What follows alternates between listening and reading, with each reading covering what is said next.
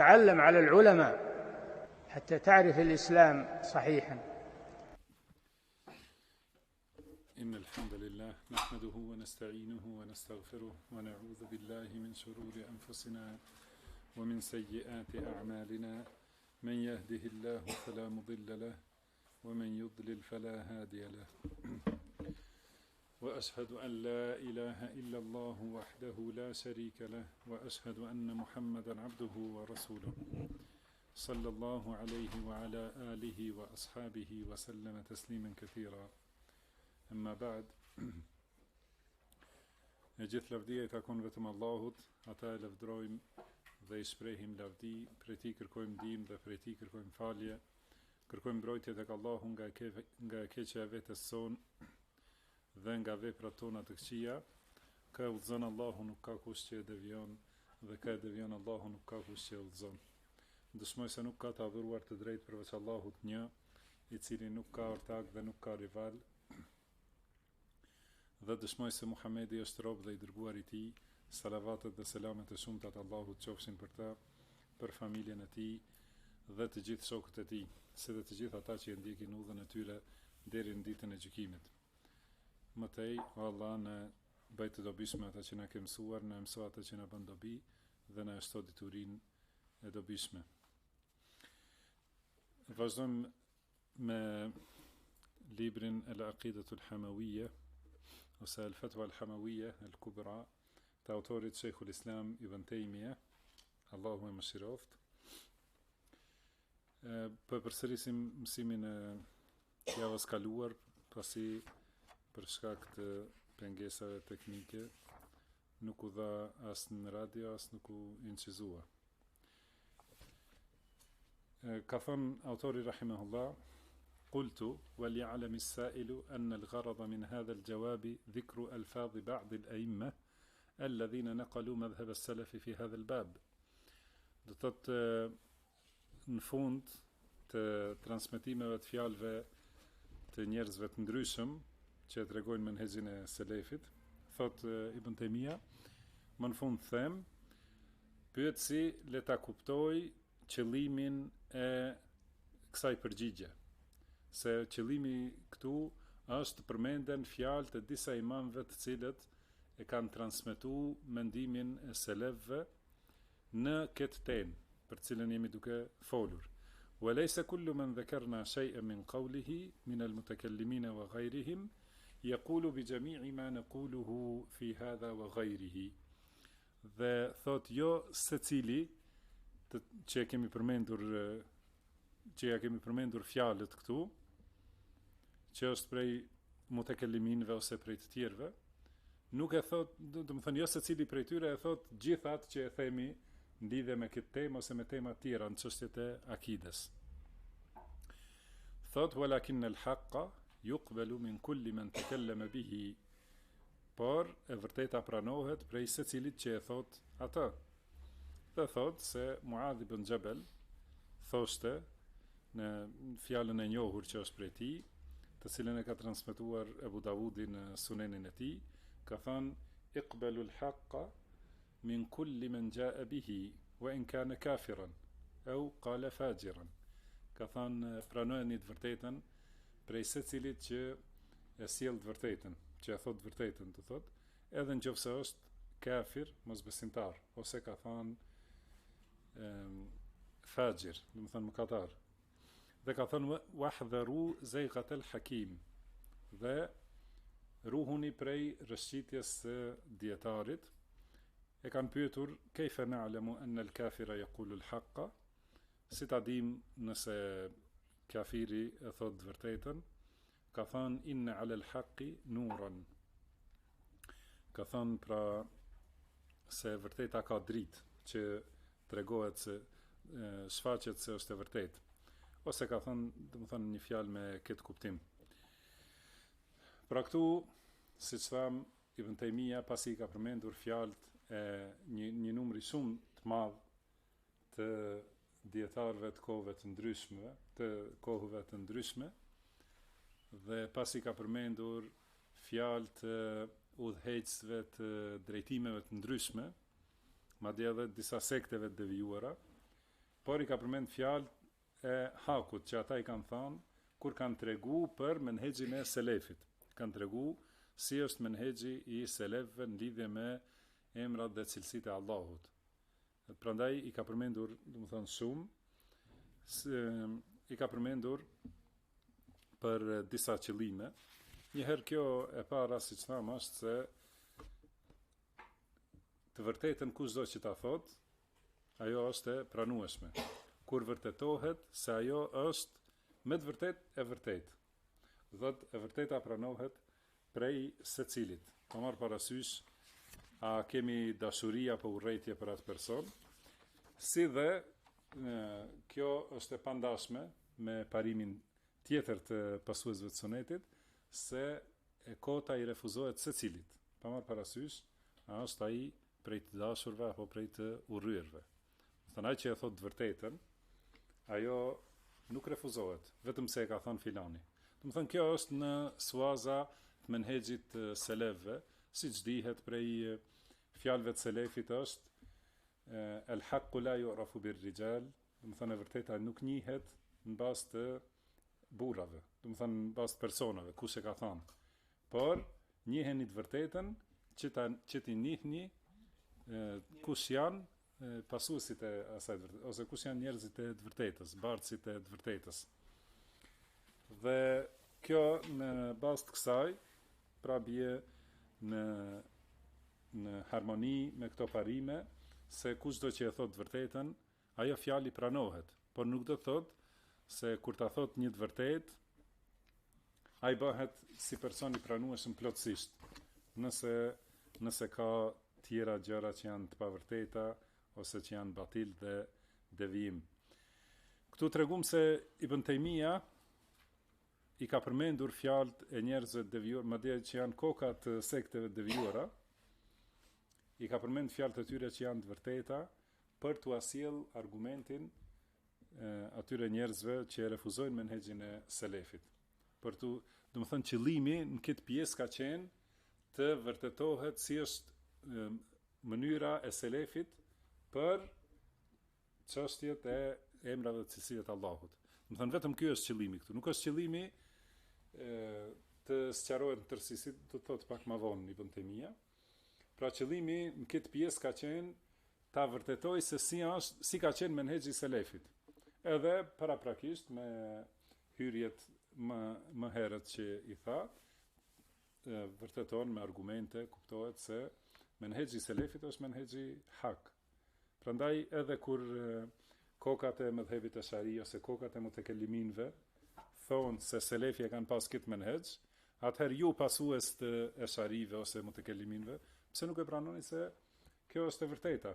Domethënë të gjithë e pranojnë se rruga e selefit ka qenë kjo, dhe nuk është rruga e selefit diçka që e ka shpik Ibn Taymija, se e kanë akuzuar. Prandaj ka sjell fjalë të shumta që ta vërtetoj se ka numër shumë të madh të njerëzve që transmetojnë këtë menhexh. Nuk është diçka që i ka nxjerr Ibn Taymija nga vetja e tij, apo nuk është diçka që ka nxjerr Muhammed ibn Abdul Wahhab, siç thon sufit që kundërshtojnë akiden e tauhidit, edhe i thon akida wahabie, do të thonë sikur e ka nxjerr Muhammed ibn Abdul Wahhab i thirrën për tauhid. Dhe prandaj u sillen atyre argumente se akidja në të cilën kanë thirrë të gjithë pejgamberët është kjo. Dhe kështu me secilën çështje, dhe në kohën tonë ata që i akuzojnë selefit se menhexhi i tyre është menhexh që ka shpik Sheikh Rabi el-Madkhali hafidhahullah, gjithashtu duhet të tregojnë fjalët e selefit që kanë qenë në përputhshmëri të plot me këtë që e thon këta dietarët, me atë që e ka thënë Ibn Taymija, me atë që e ka thënë Muhammed ibn Abdul Wahhab, me atë që ka thënë Sheikh Albani, me atë që thot Sheikh Rabia, do të thonë nuk ka dallim mes këtyre menhexheve. Menhexhi është i njëjtë. Do thot kjo është që ka pas qëllim Ibn Taymija ta vërtetoj. Dhe siç themi, nëse ne kemi thënë, pra kur them ne, nuk e kam për qëllim veten time, po dietarët e sunetit, nëse kanë thënë se filani është i devijum dhe nuk mund dikush të marrë argument kundër tyre, të thotë pse e përmend fjalën e atij atëherë. Do thotë sepse, siç tham sipas parimeve të pasuesve të sunetit, ai që e thot vërtetën, do thotë e vërteta i pranohet prej kujdo që e thot atë. Por personi nuk pranohet pse donjëherë ka qelluar të vërtetën. Por paralajmërohet kundër tij për shkak të devijimeve të cilat i bardh dhe i përhap. Edhe prandaj këtu vlen të përmendet rasti i Ebu Hurajras radhiyallahu anhu, i cili ka qenë roje për pasurinë zakatul fitrit dhe aty i ka ardhur 3 net me radh shejtani dhe ka vjedhur prej tij diçka. Herën e tretë Ebu Hurajra radhiyallahu anhu ka thënë do të çojte pejgamberit sallallahu alaihi wasallam.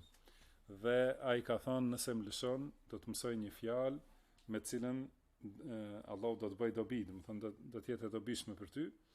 Dhe i ka thënë kur të shtrihesh në shtrat për të fjetur, lexoje Ajetul Kursi, sepse atëherë do të kesh një mbrojtës prej Allahut dhe roje, pra te koka, si dhe nuk do të afrohet shejtani deri në mëngjes.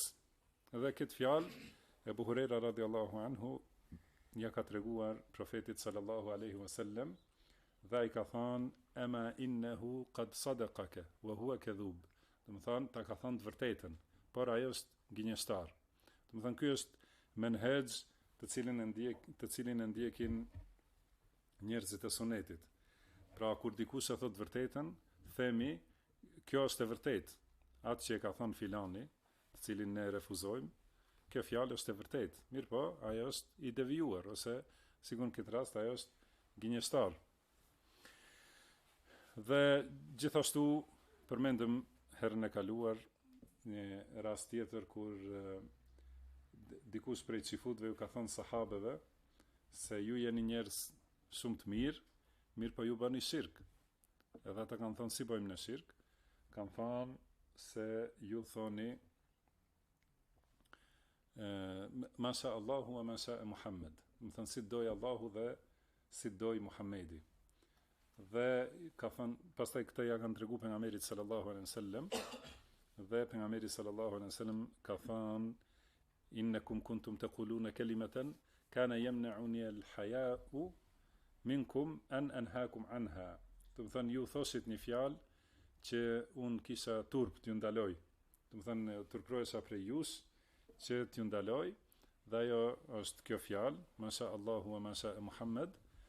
Pra i ka thënë pejgamberi sallallahu alaihi wasallam thuni Masha Allahu wahda. Pra vetëm Allahu si do. Edhe kjo është prej shirkut në fjalë, nuk është shirk i madh, por prej shirkut në fjalë, që do të thonë shirk i vogël. Dhe këtë e ka ndaluar pejgamberi sallallahu alaihi wasallam. Mirë po, kjo që kanë thënë xifutët këta, nuk e kanë ndaluar muslimanin, edhe sidomos të dërguarin e Allahut sallallahu alaihi wasallam, që të pranojë se kjo është e vërtetë. Do të thonë kjo fjalë është gabim. Edhe nëse mosbesimtarët na thonë se ju bëni kështu, ose dihet edhe në këtë kohë përmendin besimtarët fjalë edhe veprime disa grupeve të bidatxive. Përmendin mosbesimtarët si sulm kundër islamit. Dhe kuptohet se muslimani është më i vlefshëm se mosbesimtari, se qafiri, por nëse muslimani ka bërë gabim, nuk duhet të mbrohet gabimi, vetëm si lloj fanatizmi, sepse gjithashtu edhe do të thënë ajet Allahu i lartësuar i ka qortu muslimanët për veprën që e kanë bë, me të cilën mushrikët i kanë sulmu muslimanët. Cila është ajo? Është lufta në muajt e shenjtë. Do të disa prej sahabeve kanë sulmu mosbesimtarët edhe pse ka qenë urdhri i pejgamberit sallallahu alaihi wasallam që mos bëjnë luftë në ato muaj. Atëherë mushrikët e kanë shpërndarë se Muhamedi nuk i respekton muajt e shenjtë. Kjo ka qenë prej mbetjeve të fesë Ibrahimit alayhis salam, që këto muaj i kanë vazhduar të respektojnë banorët e Mekkes, dhe gjithashtu në shpallje ka ardhur miratimi i këtij rregulli të shariatit, sepse në ato muaj ndalohet lufta. Dhe sidoqoftë mushrikët e kanë përdorur këtë për sulm kundër muslimanëve, dhe Allahu ka zbritur ajete për këta. Ka thënë yes'alunaka ani shahri al-harami qitalin fihi, pra të pyesin për muajt e shenjtë dhe për luftën në to. Qul qitalun fihi kabir, do të thonë thuaj se lufta në to është gabim i madh. Pra kjo nuk ky është menhej që na ka mësuar Allahu subhanahu wa taala. Thot nuk e arsyetojmë pse e ka bë dikush i joni, por themi se ky është gabim i madh, edhe nuk duhet të bëhet. Mirë po, gabimet që i kanë bërë mushrik, kufri dhe pengimi i fesë Allahut dhe pengimi i besimtarve në xhaminë e Allahut, në shtëpinë e Allahut në Qabe, dhe përjashtimi i besimtarve prej Mekës është edhe më e madhe tek Allahu, është mëkat më i madh. Do të thonë veprat e tyre janë gabime më të mëdha.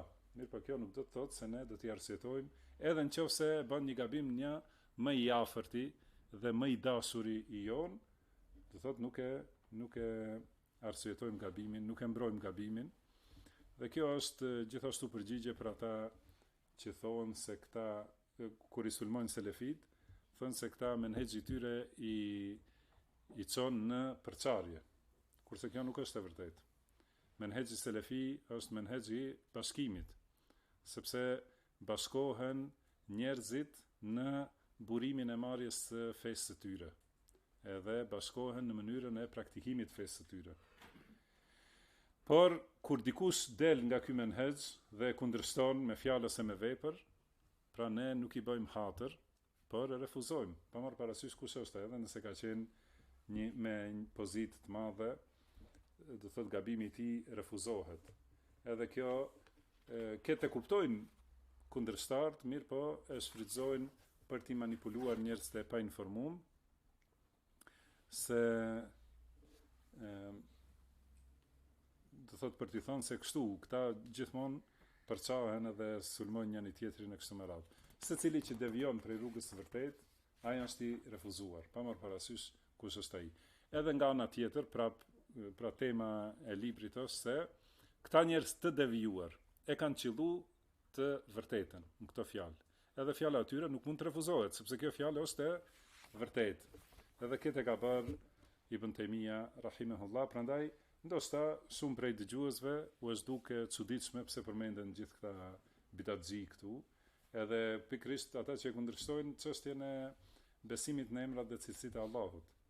Por janë përmendur për të treguar se të gjithë ata e kanë pranuar se menhexhi selefit është ky që po e themi, domethënë vërtetimi, miratimi i cilësive të Allahut ashtu si kanë zbritur në Kur'an dhe në Sunet, pa ndryshim, pa shtrembrim, pa komentime, domethënë që i japin kuptim tjetër nga ajo që duket, edhe gjithashtu pa përngjasim dhe pa krahasim me cilësitë e krijesave. Thot fa amma taqriru dhalika bid-dalil wa imatatu ma ya'ridu min ash-shubah, kurse thot sqarimi i kësaj me argumente dhe largimi i dyshimeve që shfaqen në këtë rrugë, si dhe vërtetimi i kësaj çështje në mënyrë që ndikon zemër dhe shëron çdo smundje ose dyshim që është në zemër, i sjell bindje e kështu me radhë, thot kjo nuk ka vend, do të thënë, këtë libër për ta sqaruar në detaje çështjen e besimit në emrat dhe cilësitë, me argumente, me refuzim dyshimeve që janë sjellë kështu me radhë, nuk është, do të thënë, kjo përgjigje që mund ta përfshijë gjithë ata, por thot Ibn Taymija, unë kam shkruar në lidhje me këtë në libra tjera dhe u kam shpjegu këtë disa njerëzve që ulen me ne, edhe ndoshta përsëri do të shkruaj, inshallah, në këtë temë, do të thënë do të shkruaj diçka që e sjell qëllimin, e zbaton qëllimin. Dhe Ibn Taymija ka shkruar shumë në këtë temë për sqarimin dhe shtjellimin e besimit të ehlisonetit në emrat dhe cilësitë e Allahut të lartësuar. Janë libra të shumt, edhe disa prej tyre që i ka përmend Ibn Qayyimi në Nunijen e tij, Ibn Qayyimi rahimahullah ka folur për besimin e Ehli Sunnetit në Nunije dhe ka përmendur aty Ibn Taymijen si një prej kontribuesve më të mëdhenj për sqarimin e kësaj akide, edhe për shkoqitjen e argumenteve, edhe siç ka bërë vetë edhe Ibn Taymija, Ibn Qayyimi gjithashtu, edhe Ibn Qayyimi ka shkruar disa libra që janë refuzim për kundër, domethënë,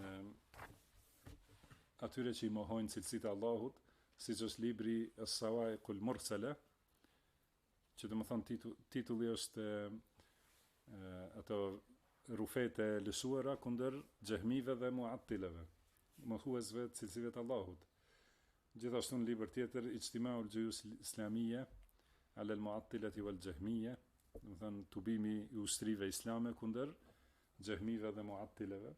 Pra këta dy libra janë prej librave më drejt për drejt, do thotë, për refuzim të dyshimeve të xehmive dhe edhe mohuesve të cilësive të Allahut. Dhe Ibn Taymija gjithashtu ka shkruar disa libra, më i madhi në këtë temë, libri më i madh në këtë temë është libri që quhet Dar'u Ta'arudi al-Aqli wan-Naql, domethënë refuzimi i kundërshtimit mes logjikës dhe tekstit. Thotë aty ku ka vërtetuar me argumente të shumta se nuk ka mundësi të bjerë në konflikt edhe në kundërthënie mendja shëndosh me tekstin e sakt, kurse teksti i sakt është ajeti i Kuranit ose hadithi që është sahih. Domethënë nëse është argument prej Kuranit, nuk ka dyshim se është i sakt. Nëse është prej hadithit, ajo që duhet shikohet është vetëm është hadithi i sakt, është transmetimi i hadithit i sakt. Nëse është i sakt, domethënë ajo është hak. Dhe ky hak nuk ka mundësi të bjerë ndesh me logjikën e shëndosh, logjikën që nuk ka deviju, domethënë nuk është çrregullu. Ka thënë Ibn Qayyimi, Iqra kitab al-aqli wan-naqli alladhi ma fi al-wujudi lahu nadhirun thani, pra lexoje librin, këtë libër, Dar'u Ta'arudi al-Aqli wan-Naql, për cilin ka thënë nuk gjendet ndonjë libër i ngjashëm me të, domethënë në këtë cilësi edhe në këtë sqarim. Thot wa kadhaka minhajun lahu fi raddihi qawl ar-rawafid shi'at ash-shaytani, gjithashtu edhe libri Minhaj Ahli Sunna wal Jamaa i Ibn Taymijës, që është refuzim kundër rafidive për krahasve të shejtanit, kundër rafidive dhe xehmive gjithashtu. Wa kadhaka ahlu al-i'tizali fa innahu ardahum fi hafrati al-jabbani, edhe pra refuzim kundër shiave dhe kundër mu'tazilive, thot, të cilët Ibn Taymija i ka futur në vrimën e frikacakut. Wa kadhalika at-ta'sisu asbaha naqduhu ujubatan lil-alim ar-rabbani, gjithashtu edhe libri tjetër që quhet Ta'sisu at-Taqdis, që është refuzim kundër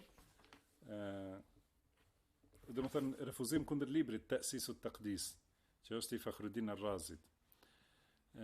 Gjithashtu edhe me këtë ka refuzuar Ibn Taymija këtë njeri devijum, dhe libra të shumt prej Ibn Taymijës dhe prej dietarëve të mëhershëm, edhe prej dietarëve më të vjetër, domethënë ka libra që janë sqarim për të vërtetën dhe ka libra që janë refuzim të kotës.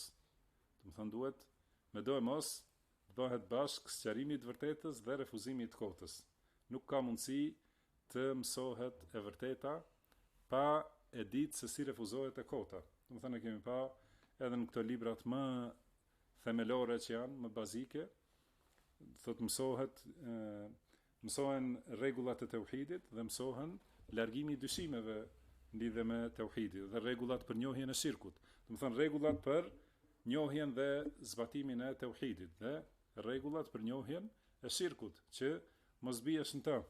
Nuk ka mundësi njeriu vetëm të mësoj për të vërtetën edhe mos e njoh as pak të pavërtetën dhe të jetë i mbrojtur.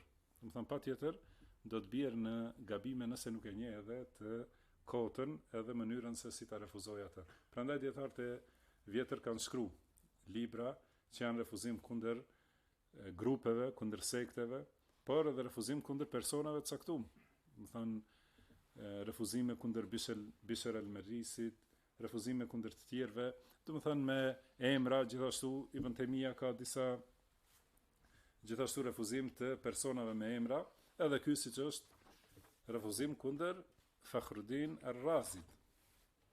Kundër Razit. Pasi, siç tham, nuk mund të kuptohet edhe nuk mund të qëndrojë njeriu në të vërtetën nëse nuk e di edhe të kotën, edhe si ta refuzoj atë. Siç ka thënë Hudhaifa ibn al-Yaman, njerëzit e pyetnin të dërguarin e Allahut sallallahu alaihi wasallam për të mirën, kurse unë e pyesja për të keqen, nga frika se mos më kaploj ajo. Thot patjetër të mësohet edhe e pavërteta dhe të refuzohet e pavërteta. Njerëz të kotës mundohen vetëm t'i heshtin njerëz të vërtetës që mos i refuzojnë ata.